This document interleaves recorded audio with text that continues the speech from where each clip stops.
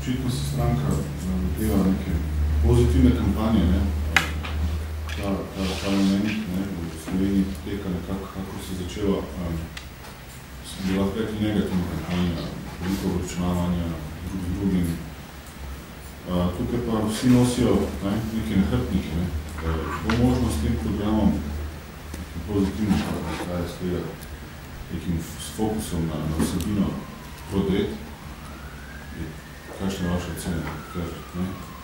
Vladajoča opcija, kaj je vedno kjera tem pokuša? To je jasno.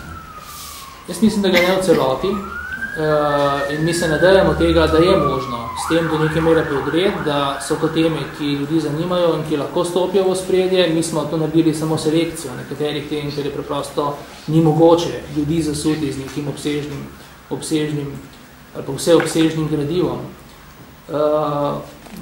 Zato imamo tudi druge javne tribune in podobno. Zaradi tega, da bi kar v največji meri dosegli ta cilj, to je čim več ljudi spodbuditi k temu, da razmišljajo o teh vprašanjih ali pa da svoje razmišljanja, ker po večini so to vprašanja, do katerih niso ravnodušni, tudi brez našega vprašalnika, da ta mnenja sporočijo. Ravno ta ambicija ne se vodila v to formo in v tako veliko distribucijo in v tako velik zalogaj za našo stranko. Presenetljivo je morda, da kakšna druga stranka, ki ima bistveno več resursov, ne čuti potrebe, da bi na ta način dosegla kar največje število ljudi. Ampak to ni bistveno vprašanje. Verjamemo, da bi samo z prisotnostjo, ki smo jo sicer deležni, preko tiskovnih konferenc, preko soočenj, naprimer ob nekih konkretnih zadevah na obeh televizijah, kadar se dogajajo oddaje, ali v posameznih dnevno-političnih izmenjavah nekih stališč, ki zaznamujejo ta politični vsakdan in javni prostor, da ne bi mogli takšnega učinka doseči, da ne bi mogli na ta način sistematično pokazati, da vendarle je neka nova politika smiselna, če se obrne k tem temam na tak odprt dialoški način. In verjamemo zato v pozitiven odziv in v neko spremembo ali pa na nek vpliv. Ne domišljamo se, da bi lahko bil to nek totalen vpliv ali pa da bi zaobrnili usodno tok dogodkov ali pa potek volilne kampanje v prihodnjih mesecih. Ampak za nas in za, mislim, da kar lepo število ljudi v Sloveniji, to ne bo zanemarljivo. In naši cilji niso kratkoročni, niti niso bom rekel, iluzorni, ampak želimo postopoma, korak za korakom, utrditi prepričanje ali pa neko upanje, da je drugačna politika možna. Ste se pripravljeni oziroma pričakujete, da se boste tudi soočili s predsednikom vlade na kakšen dogodku pred volitvami? Ključno vprašanje. Bomo on pristal mogoče na to, glede na to, da pravi, da ste pač stranka, ki je bila nič odstotkov. Ne pripravljeni se z njim soočiti? Oziroma je bilo vprašanje, če se on pripravlja z vami? Mislim, da je tukaj več dilem. Jaz v preteklosti nisem imel nobenih težav s tem, ko sem bil domnevno na, rečemo, tej pozicijski strani, on pa v opozicijski. Bojim se, da in to, kar je pokazal v torek v državnem zboru, s tem arogantnim prihodom v parlament, šele ko so poslanci in poslanke opozicije izčrpali skopo, nezaslišano in sramotno skopo odmerjen čas, ki jim je bil na razpolago. Če se spomnite situacije pred 4 let, ko je razprava trajala 72 ur, od tega, bom rekel, 62 ur strani opozicije, ne, je bila situacija drugačna. Zdaj, to, kar je storil tu in kar je vznejevoljilo mnoge opozicijske poslanke in poslance, kaže na manero tega prezera ali pa neke arogance. Zato se zna zgoditi, da do takšnega soočenja ni prišlo. Jaz nimam s tem nobene težave v nobenem trenutku, kadarkoli, kjerkoli. Verjamem tudi, da bi z njim lahko vsebinsko razpravljala. Ali se tu čuti prešipkega in se mu zdi potrebno se zatekati k tem diskvalifikacijam, ki ste jih omenili, ki so privlečene za lase, je drugo vprašanje. Vendar, zakaj on vabi na posveteh predsedniku vlade v ključnih nacionalnih vprašanjih, Hrvaška in podobno, tudi stranko, ki je dobila 0,0% glasov na volitvah. To je vprašanje zanga. Zakaj? To je stranka, ki ima 7 poslank in poslancev v državnem zboru, je tudi pravna naslednica stranke, ki je nastopila na prejšnjih parlamentarnih volitvah, ima, bom rekel, zastopstvo v lokalni samoupravi in tako naprej, in ki daje legitimnost, bom rekel, vsebina, o kateri govori. Zato smo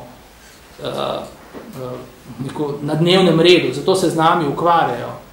In seveda zato smo motnja. Ker kljub temu, da bi nas radi na nek način potisnili na rob in govorim, ko gre za ta odnos, čutimo neko nelagodje tako na eni kot na drugi strani. To nas utrjuje v tem, da smo veliko dobro zastavili in da moramo vztrajati, če naj se ne samo naša stranka uveljavi, ampak tudi v drugih strankah stvari spremenijo. In se spreminjajo. Vi samo pogledajte, kako je na primer en koncept, o katerem smo v stranki, ki jaz govoril že davno nazaj, v stranki zares od vsega začetka, samo omejevanje, kako je pridobil domovinsko pravico, če tudi na neki retorični ravni, pri mnogih drugih strankah. V zadnjem tednu sta o tem izrazito govorila tako Borut Pahor kot minister Vizjak. Pustimo, koliko je to retorična figura. To na neki ravni sploh ni pomembno, ker ko politika začne govoriti o samoomejevanju, se jo da za to besedo prijeti in se nekaj minutko mora omejiti, ko se ji zazdi, da lahko suvereno zgoraj uredi nekaj z gesto, še tako dobronamerno, pokroviteljsko, se vzpostavlja na način, ki ji ni primeren. In mislim, da je to že nek dosežek, kateremu smo nekaj prispevali tudi mi, ne glede na lagodje, ki smo ga s tem usporedno sprožili in s tem bomo nadaljevali naprej. In komentar, tudi me zanimal, glede na to izjavo, da je bila korupcija del sistema do leta 2005. Vi ste, bi lahko rekli, velik del tega obdobja nekak del sistema, če pa nastavimo gre. Korupcija se dogaja v vsakem sistemu, parlamentarna demokracija ali pa diktature.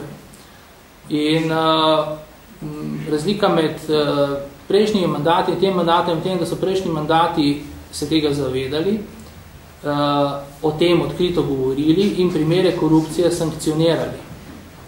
Državni sekretar je bil sankcioniran, do zdaj edini državni uradnik, ki je bil kakorkoli procesiran z tem v mandatu, ne tem, ampak prejšnje vlade. Protikorupcijska klauzula, na katero se sklicuje minister Erjavec v zadevi Patria, je dediščina Janeza Drnovška in prejšnjih vlad, ki so si to v prvih, bom rekel, javnih debatah o tem vprašanju, točno dikcijo, ki se zdaj seli iz pogodbe v pogodbo, zamislili.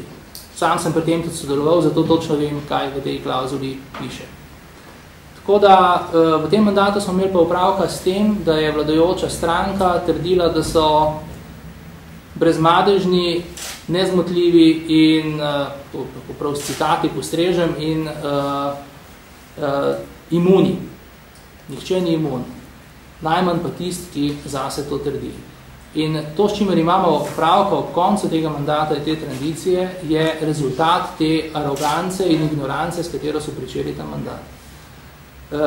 In če je bil prej, in če je za vse, rekel, politične ureditve nesporno dejstvo, da vključujejo možnost korupcije.